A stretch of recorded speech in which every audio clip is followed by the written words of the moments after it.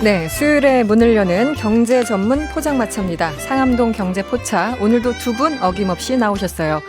신영증권의 김학균 리서치센터장, 그리고 블록체인 미디어 조인디의 고란 기자, 어서 오세요. 네, 안녕하세요. 네, 안녕하십니까? 네, 고란 기자는 들어오자마자 코를 막 풀고 있어요. 네, 요즘 같은 때 코를 풀어서 죄송합니다.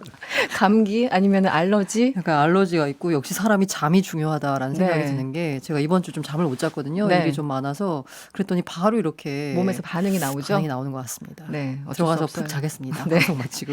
나이는 숨길 수 없다, 뭐 등등. 네, 여러분 지금 유튜브로도 방송이 나가고 있습니다. 유튜브 들어가셔서 세계는 그리고 우리는 이렇게 검색하시면 저희들 함께 하실 수 있습니다.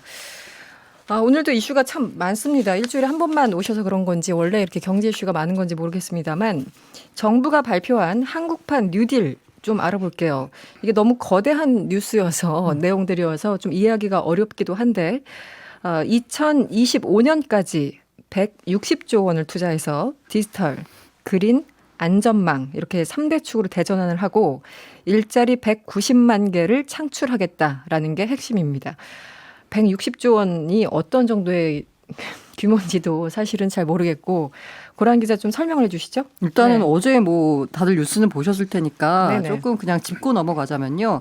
2025년까지 160조예요. 그럼 올해가 한 6개월 정도 남았으니까 올해는 6조 3천억 원이 들어갑니다. 네. 본격적으로 하는 건 내년부터라고 볼 수 있는데 2021년부터 2022년까지 2년간 그 국비 44조 2천억 원 포함해서 61조 4천억 들어가고요. 23년부터 25년까지 3년 동안 65조 1천억 원 등 국비만 총 114조 원, 네. 지방비 25조 원, 민간 투자 약 21조 원입니다. 네. 여기서 짚어볼 문제가 역시나 돈인데요.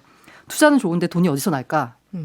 몇 가지 문제점이 일단 세 가지가 있다고 보자면 첫째는 대통령 임기가 사실상 내년까지예요. 네, 그 얘기 많이 하시더라고요. 네. 정권 바뀌면 어쩔 건지 네, 네. 약간 그런 얘기가 나오고 있고요. 네. 근데 어쨌든 간에 정부 목표는 차질 없이 하겠다라고 하고 있습니다. 재원재달 어떻게 할까 가운데 160조 가운데 제가 114조 원을 국비로 충당한다고 했잖아요. 네네. 그러면 세수가 있으면 쉽게 말해서 수입과 지출 중에 수입이 많으면 그걸로 그냥 하면 됩니다. 그렇죠. 근데 네. 수입이 많이 들어올까를 보면 그닥 미래가 밝지 않아요. 지금 경제 상황 보면은 네, 성장률도 주로 떨어지고 있고 그렇죠. 인구 감소 고령화가 있으니까 결국은 돈이 모자라는데 돈을 써야 되니까 적자 국채를 발행할 수밖에 없거든요. 네네. 돈이 어디서 날지가 사실 이 계획에 딱히 담기지가 않았습니다. 대신에 그냥 어떻게 하냐라고 보면은 그냥 그 관련 예산을 편성할 때 각 부분에 이제 반영해서 예산 조정을 잘 하겠다는 건데 아무리 잘해도 쥐어짜도 모자란 부분이 있거든요. 네. 그러면 적자 국채를 발행할 수밖에 없고 그러면 당연히 재정 건전성이 우려가 됩니다. 참고로 올해 3차례에 걸친 추경으로요. 재정 적자가 110조 원 넘어섰고요. GDP 대비 채무 비율이 국가 채무 비율이 43.5%입니다. 이 속도로 가다가 조만간 50% 넘길 것 같고요. 네. 그리고 덧붙여서 일자리 190만 개 창출한다고 하는데 이게 사실 순증은 아니에요.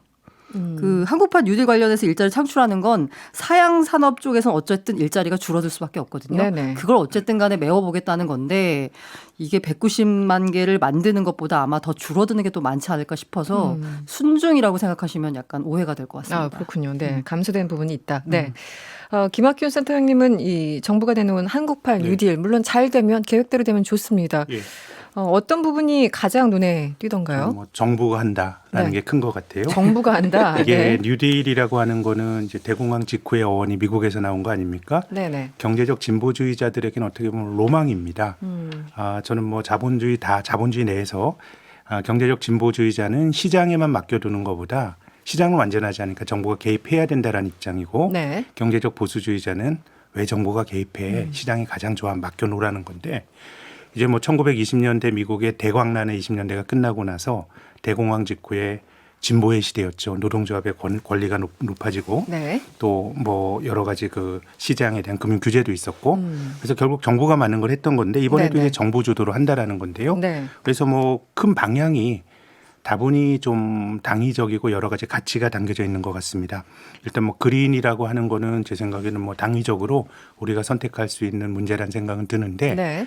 근데 당위를 넘어서 생각을 해보면은 사실 그린이라고 하는 거는 환경이란 건 전 세계가 같이 해야 되거든요. 그렇죠. 이건 기본적으로 지금 경제성이 높은 게 아닌데 예를 들면 지금 이제 글로벌 기후에 대한 컨센서스나 이런 게 없잖아요. 미국이나 한국의 기후 문제가 과연 우리만의 문제냐 중국만의 문제냐 이렇게 한다 그러면은 네네. 다분히 우리가 그런 질서를 주도하겠다라는 뜻도 들어가 있기 때문에 뭐 이걸 폄하하는 건 아닙니다만은 그린이 힘을 받기에는 좀 글로벌 어떤 질서들이 네. 조금 혼란스러운 것 같다는 말씀을 드리고 싶고 디지털은 뭐 이거는 뭐 기업도 하고 정부도 하고 당연히 해야 되는 건데 네. 이 디지털이라고 하는 게 과연 좋은 일자리를 만들 수 있느냐.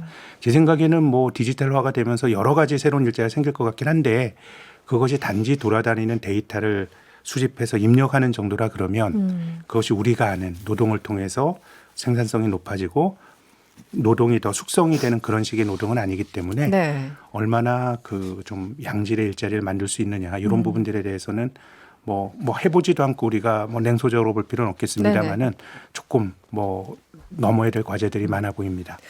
디지털 부분에서는 뭐 좋은 일자리가 생긴다 하더라도 그 수는 굉장히 한정적일 것이다라는 얘기가 많잖아요. 그럼요. 네네. 데이터 과학자들이 많은 연봉을 받는 구글의 데이터 사이언티스트들이 그렇죠. 많은 연봉을 받는 거고요. 구글이 고용을 많이 합니다. 아마존도 고용을 많이 하는데 네. 그 직원들이 기본적으로 임금이 많은 건 아니거든요. 그래서 얼마 전까지 아마존은 미국의 최저임금보다 낮은 임금을 받고 노동자들이 뭐 네. 이래서 문제가 될 정도였으니까요. 이 우리 경제 기업들이 뭐 여러 가지로 끼어 있는 딜레마 상황에 처해 있습니다. 대한민국 경제를 진짜 바꾸기 위해서 어떤 부분을 조금 더 신경 써야 될까요? 그 고란 기자 보시기엔 어때요? 글쎄요. 일단 한국의 뉴딜 아까 브리핑을 해주셨는데 듣자마자 드는 생각은 듣자마자 드는 생각은 뭐였습니까? 이게 저는 항상 정부 정책 발표를 보면서 느끼는 건데 분명히 처음 내놓는 건데 어디선가 많이 본 듯한 느낌이에요. 소위 말하는 재탕 뭐 이런 이런 서랍 속에 단어를 있다가 좀 쓰는. 나온 게 네. 아닌가라는 느낌이 들고요. 그리고 이제 정부에서 얼마나 많은 일자리를 만드냐라고 했을 때 그 만드는 일자리 190만 개도 사실 진짜 가능한 목표인지는 잘 모르겠고 그렇게 해서 만들어지는 일자리가 말 그대로 좋은 일자리인지도 의문이고요. 네네. 이 사실 디지털 뉴딜이 처음에 한국판 뉴딜 한다고 했을 때 중축은 중심축은 디지털 뉴딜이었거든요. 근데 막상 이제 어제 발표가 나온 걸 보니까 네. 디지털 뉴딜에서 그린 뉴딜 쪽으로 좀 중심축가 옮겨간 거 아닌가라는 생각이 들어요. 네네. 그 이유가 뭐냐면 디지털 뉴딜의 특성상 일자리를 줄였으면 줄였지 더 만들 수가 없는 산업적 특성이 있습니다. 그렇죠. 쉽게 말해서 디지털 트랜스포메이션이니까 더 이상 사람이 필요 없는 상황이거든요. 그러니까 그린 뉴딜 쪽으로 무게추를 옮긴 거 아닌가라는 생각이 들고 있고요. 뭐 단적인 예로 그 지능형 정부라는 그 대표 과제 중에 하나가 있습니다. 네. 이게 정부의 디지털 전환을 목표로 하는 거거든요. 네네. 정부의 디지털 전환을 하면 아무래도 공무원 수도 줄고 민원인의 사무 처리 시간도 줄고 어쨌든 정부 자원이 줄어드는 거예요. 효율적으로는 되는데. 그렇죠. 네네. 근데 여기서 일자리를 11만 4천 개를 늘린대요. 요 사업에서 12조 2천억 원을 들여서 뭔가 좀 모순적으로 이게 어떻게 들리는. 가능한 네네. 건지. 그래서 사실 디테일로 가서 그럼 네가 내놔봐 하면은 제가 어떻게 뭐 할 수는 없는데 네. 그냥 저는 항상 이렇게 창업자분들을 많이 만나는데 이 업계에 있다 보니까 이 스타트업 분야에서 항상 하시는 말씀들이 창업 1세대가 DJ 정부 때가 정말 기업할 만했다. 그때 정말 창업을 할 수 있는 환경이 됐다라고 하는데 네. 한번 이번 정부도 DJ 정부 때 어떻게 해서 벤처붐을 일으켰는지를 잘 벤치마킹해서 뭔가 아이디어를 얻었으면 하는 바람입니다.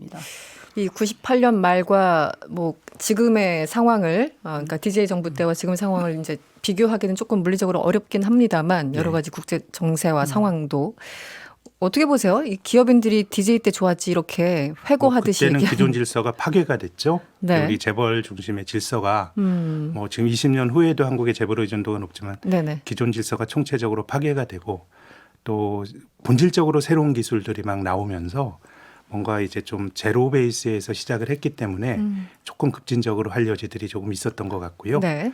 지금보다는 정부가 뭘 하기에는 조금 그때 환경이 오히려 지금보다 더 위기였기 때문에 조금 수월한 면도 저는 오히려 있었다라고 봅니다. 네. 알겠습니다. 한국판 뉴딜에 대해서 조금 더 짚어봤고요. 다음 이슈로 넘어가 볼게요. 부동산 얘기를 좀 해보죠. 지난 7월 10일 부동산 대책, 뭐 보완 대책 여러 가지 불립니다만 정부가 또 한 차례 발표를 했습니다. 그런데 그 여파가 만만치 않습니다. 고란 기자 대책 발표하고 오늘까지 뭐 며칠 안 지났지만 맨날 제가 같은 질문 드리는 것 같아요. 며칠 안 지났지만 얘기해봐라. 네. 네. 고란 기자 전반적으로 시장 반응 어떻습니까? 전반적으로 일단 시장 반응은 지켜보자. 지켜보자. 이게 세금 부담을 늘렸고 특히 다주택자에 대한 종부세 부담을 늘렸지만 종부세 부담이 적용되는 게 내년 6월 1일 기준으로거든요. 그렇죠. 네네. 그러니까 아직 시간이 있어요. 그러니까 네. 일단 지켜보자. 물론 이게 만약에 되면 정말 부담이 커지는데 일단 지켜보자는 거고요. 네. 그런데 사실 전세 시장이 사실 좀 불안합니다. 전세요. 전세 네네. 시장이 사실 이렇게 꿈틀꿈틀 거리고 있거든요. 실제로 이제 다주택자들이나 아니면 전세 세입자들 사이에서 세금을 올리면 집주인이 결국 그 세부담을 나한테 전가하는 거 아니냐. 실제로 전세 시장에서 갑자기 계약을 하려고 갔더니 뭐 1억을 더 올려달랬더라. 네. 그리고 실제로 그 전세 시장 그 중개사를 공인중개사 사무소를 이렇게 돌아다녀 보면 그 대책 전과 후에 네. 1억 정도 호가가 올라서 이제 그 매물이 나왔다. 전세 매물이라는 네. 얘기들이 돌고 있거든요. 네네. 그래서 매매 시장은 지금 좀 지켜봐야 되겠지만 전세 시장은 약간 불안한 건 사실이고요. 아쉬운 점은 이렇게 지금 현재 다주택자들에 대해서 세부담을 늘려서 뭔가 시장에 매물이 나오게 하는 이 정책, 종합 대책으로 따지면 5번째 이 22번째 부동산 대책이 네. 한 2번째, 일단 3번째쯤에 나왔으면 아, 차라리 초반에. 집값이 이렇게까지 많이 올랐을까라는 좀 아쉬움은 남습니다. 센터님 그동안 집값이 너무 올랐다는 얘기를 수차례 하셨어요. 네, 네. 네. 그리고 이제 정부 대책도 뭐 파격적으로 하는 것도 아니고 눈치 보다가 찔끔찔끔 하다 보니까 문제가 더 커진 것은 아닌가 네. 이런 지적들이 많은데 이번 70 부동산 대책은 어떻게 평가하세요? 저는 굉장히 강력한 정책이라고 보고요. 네. 그래서 공급을 늘려야 된다라는 게 뭐 일반적인 그 주택 시장 안정을 위한 조언인데 사실 정부가 직접적으로 할 수 있는 세금이거든요. 근데 지금 말씀하셨지만 정부가 과연 진정으로 그 세금이나 이런 것들에 대해서 그 메스를 가했냐면 그건 아닌 것 같아요. 네. 왜냐하면 우리가 3달 전에 국회의원 선거할 때도 네. 집값 비싼 동네에 그 출마한 여당 그 의원들이 여당 후보자들이 종부세 낮춰주자 그랬거든요. 강남 지역 가서 딴 네. 얘기했죠. 그러니까 네. 굉장히 제 생각에는 전 가장 강력한 건 세금인데 네. 거기에 대해서 아직 정부가 쓸 수 있는 카드를 충분히 저는 안 썼다가 지금 그런 카드를 이제 쓰고 있는 거 아닌가라는 생각이 들고요. 네. 또 한편으로 드는 생각은 지금 뭐 정부 정책이 되게 희화화되잖아요. 네네. 그래서 되겠어 그런 건데 이거 정책을 우습게 보면은 제 생각에 조금 걱정이 되는 거는 정부가 그렇게 좀 주저주저 했던 거는 집값이 올라가는 것도 걱정이지만 집값이 떨어지는 것도 걱정이고 뭐 제가 주택 전문가는 아닙니다만 네네. 이렇게 급등한 상황에서는 시장의 심리란 거는 한 번에 바뀝니다. 우리 뭐 환경이 뭐가 바뀌었어요. 수도권 선호하고. 근데 불과 6, 7년 전에 미분양 주택 생기고 그랬었거든요. 네. 그래서 저는 정부가 연착륙을 요구하는 게 본질적으로 중요하고 정부도 그런 고민이 있었는데 지금은 오히려 막 칼을 너무 휘둘러서 조금 시간이 지나고 나면 우리가 지금 하는 부동산에 하는 걱정과 네. 반대 측면에서 저는 걱정을 할 수도 있다라고 생각이 드는데 아, 그렇습니까? 또 정부가 네. 저는 굉장히 강한 칼을 휘둘렀고 시장이 이거를 그냥 별일 없는 것처럼 넘어가기는 이번엔 힘들지 않을까 제 견해는 그렇습니다.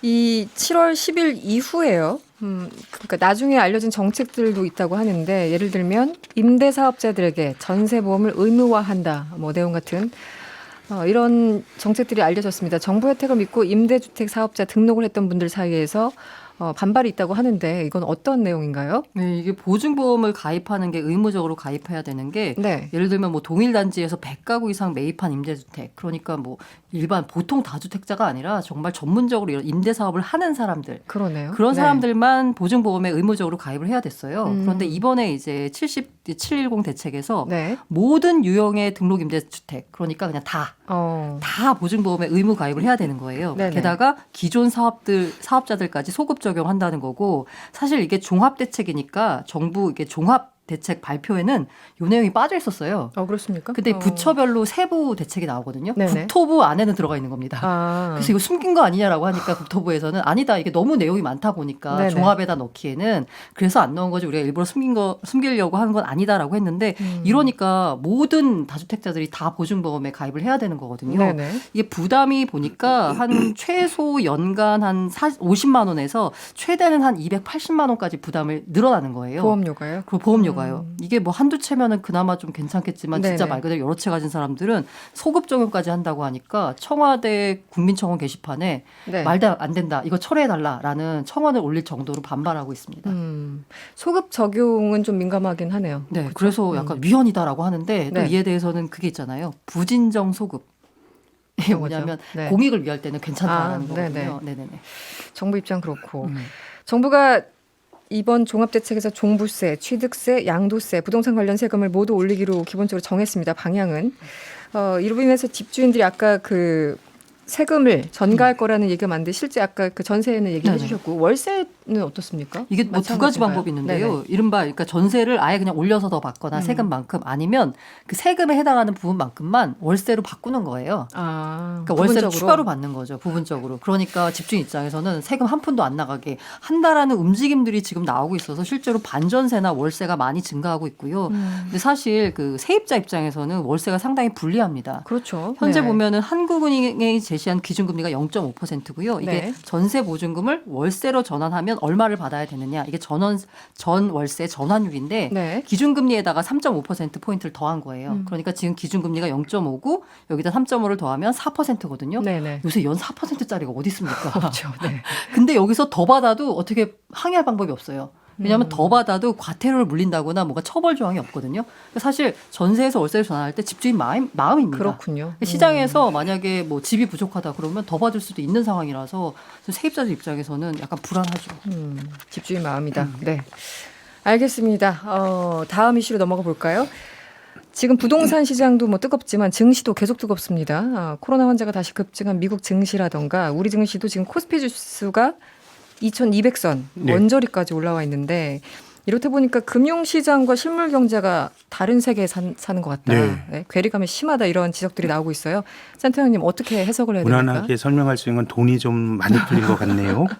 지금 코로나 발병한 이후로 세계 10대 중앙은행이 6조 달러를 풀었는데요. 이게 그 전체 이 10개국 GDP의 15% 정도의 돈을 푼 겁니다. 감이 잘 안 오실 텐데 이런 나라가 연평균 GDP 성장률 한 2% 하거든요. 2%. 기본적으로 이제 경제가 커가는 것만큼 돈이 공급돼야 되는데 네. 통상적으로 한 2% 정도 커가는 경제의 실물이 15% 정도 돈이 한 뭐 넉 달 사이에 풀렸으니까 네네. 말도 안 되는 돈이 풀린 거고요. 네. 지금 뭐 이제 실물 경제와 그 주가의 자산 가격의 괴리라는 게 이제 며칠 후면 메이저리그 하는데요. 유현진 선수가 한화에서 보니까 연봉이 5억을 못 받았어요. 네. 근데 지금 240억 원짜리 선수가 됐습니다. 그러면 40배가 넘게 올랐는데 커브가 뭐 40배가 휘어가지고 돈을 받는 거 아니잖아요. 네, 네, 네. 사실 뭐 비슷한 공을 던지는데 네. 유현진이라고 하는 상품을 사줄 수 있는 시장의 규모가 크면 그만큼 평가를 받는 건데 네네. 자산시장은 돈이 많이 풀리다 보니까 제 생각에는 우리가 느끼는 실물 경기보다 뭐 돈이 들어가서 올라갈 수 있는 주식 같은 자산이 많이 올라간 것 같습니다. 네. 다만 이제 저는 중앙은행들이 많이 후회할 것 같아요. 네. 왜냐하면 이렇게 돈을 풀었는데 정말 이렇게 자산 가격만 올라가고 실물 경제에서 돈이 안 도는 거고요. 그래서 저는 뭐 앞서서 우리 뉴딜 말했습니다마는 이것의 성공 여부도 궁극적으로 민간의 돈이 시장으로 들어올 수 있는 기회를 마련해 줘야 되는 건데 네. 그래서 지금은 자산 시장만 파티를 하고 있는데 주식 시장이 또 다 좋은 게 아닙니다. 지금 뭐 우리나라에서도 소위 언택트 관련주나 바이오 주식이나 좋지 뭐 철강이나 은행이나 상당수 업종은 뭐 그렇죠. 주가가 네, 재미없고요. 네. 미국도 팡 기업들 제한 별로 재미가 없기 때문에 이게 실물과 금융의 괴리도 크지만 네네. 금융이 모두 좋은 게 아니고 일부 종목들만 좋기 때문에 그렇군요. 실제적으로 사람들이 느끼는 어떤 양극화라든가 박탈감 같은 거는 굉장히 이번에 코로나 이후에 더 커지고 있는 것 같습니다. 정말 지금 우리가 그 발을 딛고 사는 그 땅과 또 다른 개념의 세계가 있는 것 같은 느낌. 금융시장. 실물 경제 상황은 여전히 안 좋지 않습니까? 좀 지표가 있다면 설명을 좀 해주시죠. 뭐 그래도 좋아지는데요. 네네. 왜냐하면 뭐 5, 6월 달에 구미권 나라들이 경제활동 멈췄다가 네네. 재개가 되면 지표가 좋아지긴 하는데 뭐 미국의 일자리가 5월, 6월 달에 한 700만 개 굉장히 늘어나서 네. 트럼프가 뭐 굉장히 자축을 했는데 코로나 때문에 없어진 일자리가 2,200만 개입니다.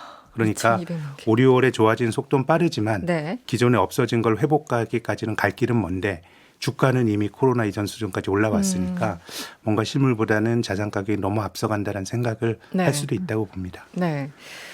코로나19 넉 달째 이어지던 수출 급락세. 최근에 좀 둔화됐습니까, 고란 기자? 다행입니다. 네네. 네. 이제 그 관세청이 수출입 통계를 내는데 이렇게 월별로 10일 단위로 끊어서 내고 이제 월 단위로 내는데요. 네. 일단 앞서 지난달 보면 수출액이 10.9% 감소하면서 넉 달째 급격하게 줄었습니다. 근데 1일부터 10일까지 올해 이렇게 상순 네. 수출액을 보니까 전년 동기 대비해서 1.7% 줄었어요. 감소폭이 많이 줄어든 거죠. 네네. 뭘 잘했나 봤더니 반도체와 조선 실적이 두드러졌는데요. 이 선박이 전년 동기 대비해서 307%나 늘었습니다. 307%요? 상당히 좋죠. 그러네요. 예, 사실 몇 년 전에 수주한 배가 완공되면서 이제 실적에 잡힌 네네네. 효과가 있긴 한데 어쨌든 반도체도 7.7% 늘고요. 게다가 수출 물량도 늘었지만 단가도 오르는 흐름이라 네. 지금 어쨌든 긍정적인 흐름이 나타나고 있는 건 맞습니다. 네. 어떻게 해석할까요? 센터장님. 뭐 저는 네. 이게 세상이 좋은 사람이나 좋은 기업만 좋으면 그들에게도 위험한 것 같아요. 세상에 사람들 다 뭐 잃을 게 없는 사람이 많아지고 뺏길 게 있는 사람이 있다 그러면은 네네. 그래서 요즘 파은 기업들이 세금 내라 그러면 알아서 더 내고 이런 일들이 벌어지고 있거든요. 네네네. 그래서 조금 한쪽으로 쏠림이 있게 되면 그 다음에 나타나는 모습은 자산 가격이나 사회나 굉장히 파괴적인 모습을 나타내는 경우가 많았기 때문에 이게 지속 가능한가에 대해서 조금 저는 걱정스러운 마음이 듭니다. 센터장님은 항상 걱정이 많아요. 또 그 얘기를 듣고 싶어 하시는 분들도 많고요. 네, 알겠습니다. 상암동 경제포차 오늘 여기서 문을 닫아야 되겠습니다. 함께해 주신 두 분, 신영증권 김학균 센터장님 그리고 조인디의 고란 기자였습니다. 오늘 고맙습니다. 네, 감사합니다. 감사합니다.